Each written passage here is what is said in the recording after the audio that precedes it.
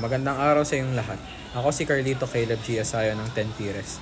Ngayon ay ipapakita ko sa inyo kung bakit mahirap mahalin ang ating bayan, ngunit kailangan pa rin natin. Ang Pilipinas ay isang bansa na may napakahabang kasaysayan ng pag-usbong at pagbagsak. Sa kabila ng yaman ng likas na yaman at kultura, ito ay naging biktima ng maraming suliranin sa loob ng maraming taon.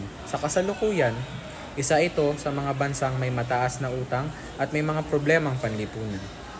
At ang mga mamamayan nito ay nakakaramdam ng kawalan ng pag-asa sa pag-unlad ng bayan. Ang pagiging kurakot ng ilang mga leader ay isa sa mga pangunahing hadlang. Marami sa kanila ang nagiging maluho at naghahanap ng sariling kapakinabangan kaysa sa kabutihan ng bayan. Habang ang ilan ay patuloy na yumayaman, ang karamihan ay nananatiling mahirap. Ang mga programang pang-ekonomiya na dapat sana'y makatulong sa mga nangangailangan ay kulang at hindi sapat. Sa ganitong konteksto, ang gobyerno ay tila walang malinaw na hakbang na isinasagawa upang tugunan ang mga suliranin ng bayan. May mga proyektong nagkukulang sa transparency at pagsasaliksik, at ito ay nagpapahina sa kakayahan ng mga mamamayan na nagbibigay ng kritikal na opinyon ukol dito. Ang mas mataas na presyo ng mga bilihin ay nagpapalala sa kalagayan ng mga pamilyang Pilipino na nagiging mas mahirap ang kalagayan araw-araw. Ang mga reklamo ng mamamayan ukol dito ay dapat na maging mahalaga sa mga namumuno, ngunit tila ba ito'y hindi sapat na napapansin.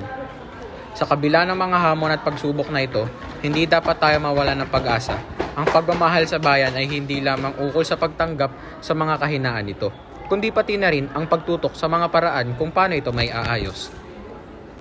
Maraming paraan kung paano tayo makakatulong sa pag-angat ng ating bansa. Ang pagiging mapanuri na mamamayan ay isang hakbang.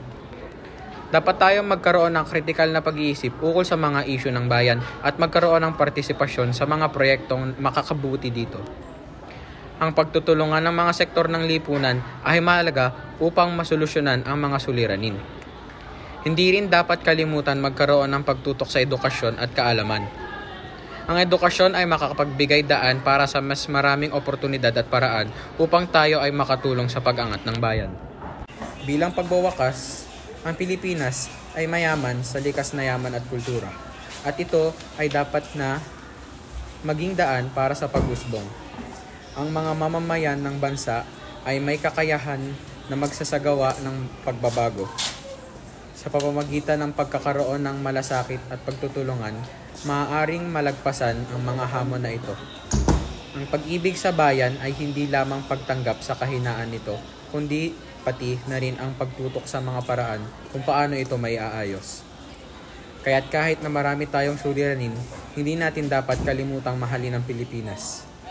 Isang mahalagang bahagi ito ng ating pagkakilanlan at tayo mismo ay may kakayahan na magdulot ng pagbabago. Sa pamamagitan ng pagtutulungan, edukasyon at pagiging mapanuri ng mamamayan, maaaring masugpo ang mga suliranin na nagiging hadlang sa pag-usbong ng ating bansa. Maraming salamat po.